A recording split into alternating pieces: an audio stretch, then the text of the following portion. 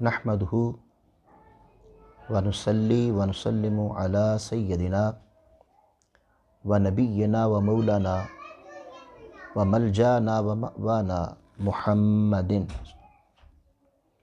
رسول النبی الکریم الامین المکین الرؤوف الرحیم اما بعد فاعوذ باللہ من الشیطان الرجیم بسم اللہ الرحمن الرحیم ان الصلاۃ تنہی عن الفحشاء والمنکر صدق اللہ مولانا العظیم۔ واجب الاحترام سامعین و ناظرین اور خواتین و حضرات، اللہ کی توفیق اور آقا علیہ الصلوۃ والسلام کے نالین پاک کے تصدق سے ہم درس عرفان القرآن کی اس مبارک علمی روحانی اور تربیتی نشست میں حاضر ہیں، اور ہماری سلسلہ وار گفتگو نماز کے ظاہری اور باطنی آداب کے موضوع کے تحت چل رہی تھی۔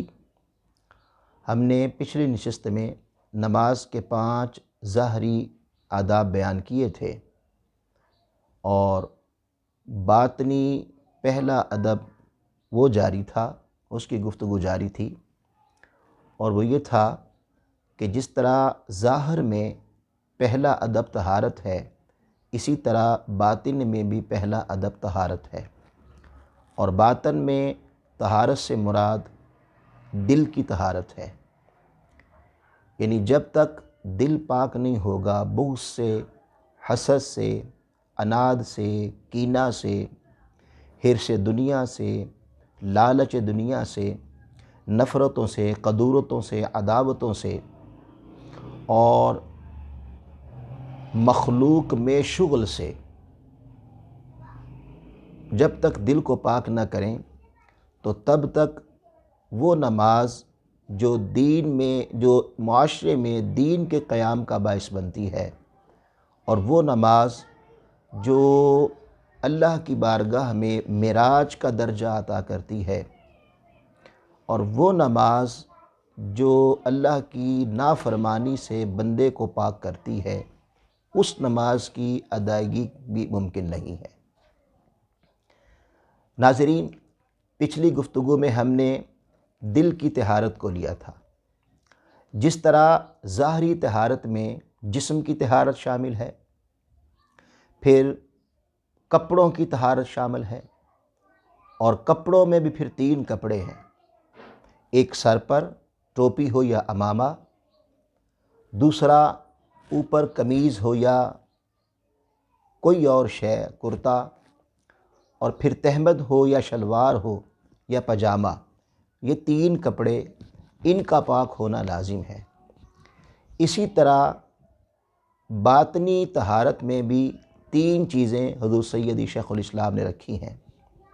پہلی چیز زبان کا پاک ہونا، دوسری شے نگاہوں کا پاک ہونا، اور تیسری شے کانوں کا پاک ہونا۔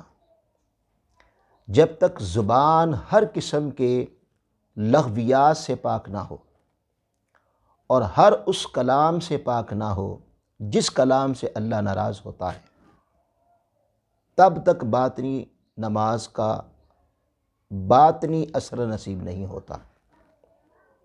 حضور صلی اللہ علیہ وآلہ وسلم نے زبان پر بہت زیادہ تلقین کی ہے کہ اسے یا خاموش رکھو یا اللہ کے ذکر میں رہو۔ اس لیے خاموشی کو عبادت قرار دیا گیا۔ یعنی جب تک بندہ خاموش رہتا ہے تب تک بندے کا گناہ نہیں لکھا جاتا، اور جب بولتا ہے تو 2 حال میں سے خالی نہیں رہتا، یا تو اللہ کی فرما برداری میں بولے گا یا اللہ کی نافرمانی میں بولے گا، اور بعض اوقات ایسا کلام بھی ہو سکتا ہے کہ جو نہ تابعداری ہو نہ نافرمانی ہو، تو لہٰذا اس سے بہتر خاموشی ہے۔ اس لیے خاموشی کو عبادت قرار دیا گیا۔ اور اگر زبان سے لغویات جاری ہیں، گالی گلوچ جاری ہے، جھوٹ بولتا ہے، غیبتیں کرتا ہے، چغلیاں کرتا ہے، اور دھوکے دیتا ہے، اور بد کلامی کرتا ہے، تو پھر اسی زبان سے جب آپ اللہ کی حمد کرتے ہیں، نماز پڑھتے ہیں، تو جو زبان اتنی گندی ہو چکی ہو گالی گلوچ کے ساتھ، جھوٹ کے ساتھ، اس سے اثر انگیز نماز ادا کیسے ہو سکتی ہے؟ لہٰذا قرآن مجید میں اللہ پاک نے فرمایا سورہ الحجرات میں آیت نمبر 11 میں، یا ایھا الذین آمنوا لا یسخر قوم من قوم عسى ان یکونوا خیرا منہم ولا نساء من نساء عسى ان یکن خیرا منہن، کہ خبردار اے ایمان والو، کوئی قوم دوسری قوم کا اور کوئی مرد دوسرے مرد کا، کوئی عورت دوسری عورت کا، کوئی ذات دوسری ذات کا زبان سے مذاق نہ اڑائے۔ یہ زبان کی طہارت بیان ہو رہی ہے۔ ولا تلمزوا انفسکم، اور نہ دوسروں پر الزام لگاؤ، یہ بھی زبان سے لگتے ہیں۔ ولا تنابزوا بالالقاب بئس الاسم الفسوق بعد الایمان، اور نہ دوسروں کو برے الفاظ دو، بغیرت، بے حمیت، اور معاذ اللہ بہت سارے الفاظ بولے جاتے ہیں۔ تو اگر جس طرح یوں سمجھ لیں کہ قمیض کا پاک ہونا لازم ہے ظاہری نماز کے لیے، تو باطنی نماز کے لیے زبان کا پاک ہونا لازم ہے، کہ زبان ہر قسم کے اس کلام سے پاک رہے جس کلام سے اللہ ناراض ہوتا ہے، اور اللہ کے ذکر میں رہے، اور سچائی میں رہے، اور ہدایت کی باتیں کرے، اور اللہ کے دین کی باتیں کرے، اور دوسروں کو نصیحت کی باتیں کرے، اور خود نصیحت یافتہ ہو۔ اسی طرح پھر جیسے یوں سمجھ لیں کہ ٹوپی کا پاک ہونا لازم ہے یا امامہ شریف کا پاک ہونا لازم ہے، تو دوسری شے ہے کہ آنکھ کا پاک ہونا لازم ہے۔ اگر آنکھ کی طہارت نہیں ہے تو پھر آنکھ گندی رہے اور بے حیائی میں رہے، اور آنکھ سے بندہ گندگی کرتا رہے، تو پھر اس کی نماز بھی اللہ کے ہاں وہ درجہ نہیں پاتی جو معراج تک پہنچ جائے۔ اقبال کہتے ہیں نگاہ پاک ہے تیری تو پاک ہے دل بھی، کہ حق نے دل کو کیا ہے نگاہ کا پیرو۔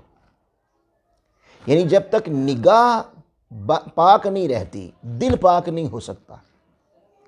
بعض لوگ ایسا کلمہ بولتے ہیں کہ جناب باطن کی پاکیزگی ہوتی ہے، سوچوں کی پاکیزگی ہوتی ہے۔ نہیں، نگاہ کی بھی پاکیزگی ہوتی ہے، کیونکہ نگاہ پاک ہوگی تو دل پاک رہتا ہے۔ نگاہ سے تصویر بنتی ہے، نگاہ میں جب کوئی آتا ہے تو خیالات آتے ہیں، پراگندہ ہوتے ہیں، سارا کام ہی نگاہ کا ہے۔ یعنی آنکھ سے ہی سارے معاملات ہوتے ہیں، اور اگر آنکھ گندی رہے گی تو سوچیں گندی رہیں گی، آنکھ گندی رہے گی تو خیالات گندے رہیں گے، اور خیالات گندے رہیں گے تو دل گندا رہے گا۔ حضرت اعلیٰ حضرت امام احمد رضا خان بریلوی رحمۃ اللہ تعالیٰ علیہ، دیکھیں نا ناظرین، جو عظیم لوگ ہوتے ہیں ان کے بچپن بھی عظیم ہوتے ہیں۔ آپ کے متعلق آتا ہے کہ آپ کی عمر 5-6 سال کی تھی، اب اوپر سے آپ نے قمیض پہنا ہوا تھا، لیکن اب دیکھیں نا قمیض آگے آ گیا تو وہ لمبا ہوتا ہے تو اس سے سارا معاملہ تو چھپ جاتا ہے، لیکن نیچے نکر نہیں تھی یا پجامہ نہیں تھا، تو ذہن میں ایک خیال تھا کہ میں ننگا ہوں۔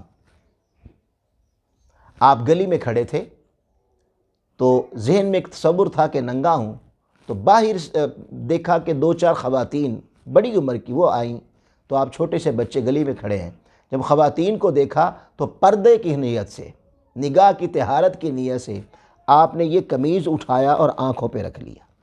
جب قمیض آنکھوں پہ رکھا تو معاملہ سارا فاش ہو گیا۔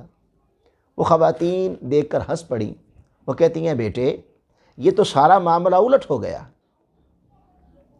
بھئی جو چیز چھپانی تھی وہ تو فاش ہو گئی، تو یہ تو معاملہ سارا آپ نے الٹ کر دیا۔ آپ فرماتے ہیں نہیں محترمہ، الٹ نہیں ہوا، سیدھا ہوا ہے۔ انہوں نے پوچھا وہ کیسے؟ فرمایا کہ میں نے راستہ ہی بند کر دیا ہے، یعنی نگاہیں ہی بند کر لی ہیں، کیونکہ اگر نگاہ میں آتی تو اس سے تصویر بننی تھی، پھر اس نے آگے خیال دینے تھے، پھر اس سے کرنٹ جانا تھا اور خرابی پیدا ہونی تھی۔ لہٰذا جب میں نے راستہ ہی بند کر دیا تو لہٰذا اب کوئی خطرہ نہیں ہے۔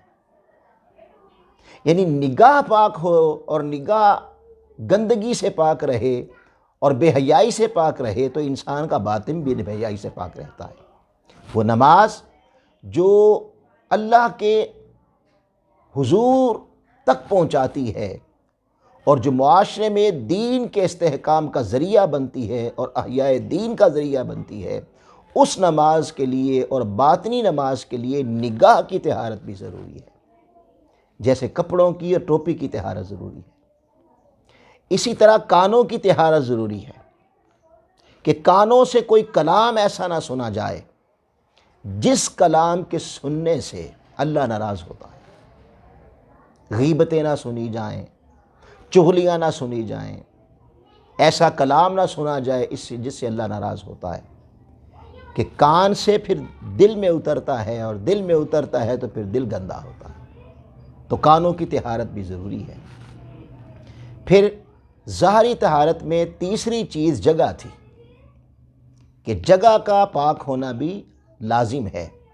ناظرین، جس طرح جگہ کا پاک ہونا لازم ہے، اسی طرح تیسری چیز پیٹ کا پاک ہونا لازم ہے،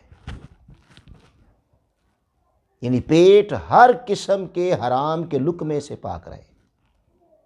آقا علیہ الصلوۃ والسلام نے فرمایا، ایک حرام کا لقمہ اگر حلق سے نیچے اتر جائے تو 40 دن کی عبادت کو جلا کے راکھ کر دیتا ہے۔ کوئی شخص حضور علیہ الصلوۃ والسلام کی بارگاہ میں حاضر ہوا، اس نے کہا یا رسول اللہ صلی اللہ علیہ وسلم، مجھے کوئی ایسا نسخہ بتائیں کہ میں مستجاب الدعوات ہو جاؤں، یعنی جو بھی مانگوں میری دعا قبول ہو جائے۔ تو آقا علیہ السلام نے فرمایا کہ پیٹ کو حرام کے لقمے سے پاک رکھ، حرام نہ کھا۔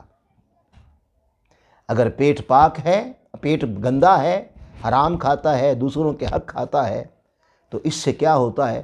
جسم کا ہر قطرہ حرام سے بنتا ہے۔ جب خون حرام سے بنے گا، گوشت حرام سے بنے گا، دوسروں کے پیسوں سے بنے گا اور حق مار کے بنے گا، تو پھر نماز اثر انداز کیسے ہوگی؟ پھر اللہ کی حضوری کیسے نصیب ہوگی؟ اللہ پاک نے ارشاد فرمایا وَلَا تَأْكُلُوا أَمْوَالَكُمْ بَيْنَكُمْ بِالْبَاطِلِ، خبردار ایک دوسرے کے مال باطل ذرائع سے دھوکے دے کر ظلم کے ساتھ مت کھایا کرو، یعنی پیٹ کو پاک رکھو۔ اور جس کے پیٹ پاک نہیں ہے اس کی دعا بھی قبول نہیں ہوتی، تو اس کی نماز اثر انداز کیسے ہو سکتی ہے؟ اس کی نماز معاشرے میں تبدیلی کیسے لا سکتی ہے؟ اس کی نماز اللہ کی حضوری کیسے عطا کر سکتی ہے؟ پھر جس کے اپنا پیٹ بھی حرام کے لقمے سے پلا ہو اور بچوں کو بھی حرام کھلایا ہو، تو پھر بچوں کے متعلق کہا جاتا ہے یہ بات نہیں مانتے۔ تو بابا جنہیں کھلائی حرام تھا وہ بات کیسے مانے؟ اور آج پاکستان کی تاجر منڈی دیکھ لیں، وہاں ایمان کی حد تک یہ اس بات کو رکھا گیا ہے کہ اگر آپ جھوٹ نہیں بولیں گے، دھوکہ نہیں دیں گے تو کاروبار کیسے چلے گا؟ کتنی نادانی کی بات ہے۔ اے نادان تاجر، اگر جھوٹ کے بغیر کاروبار نہ چلتا، دھوکے کے بغیر کاروبار نہ چلتا، تو آقا علیہ السلام اللہ کے نبی کبھی تاجر نہ ہوتے، سیدنا صدیق اکبر کبھی تاجر نہ ہوتے، عمر فاروق، عثمان غنی، مولا علی کبھی تاجر نہ ہوتے رضی اللہ تعالیٰ عنہ۔ تو پیٹ کا پاک کرنا ضروری ہے۔ ناظرین، باطنی نماز کے لیے اور حضوری والی نماز کے لیے ضروری ہے کہ جس طرح ظاہری طہارت میں سے آپ کوئی ایک چیز بھی پلید رکھیں گے تو نماز نہیں ہوتی، اسی طرح باطن میں دل پلید ہوگا، زبان پلید ہوگی، آنکھ پلید ہوگی، کان پلید ہوں گے، پیٹ پلید ہوگا، حرام کا لقمہ جائے گا تو نماز اثر انداز نہیں ہوتی۔ یہ گفتگو انشاءاللہ ہماری جاری و ساری رہے گی۔ اللہ پاک ہمیں باطنی نماز کی ادائیگی کی توفیق عطا فرمائے۔ وما علینا الا البلاغ المبین۔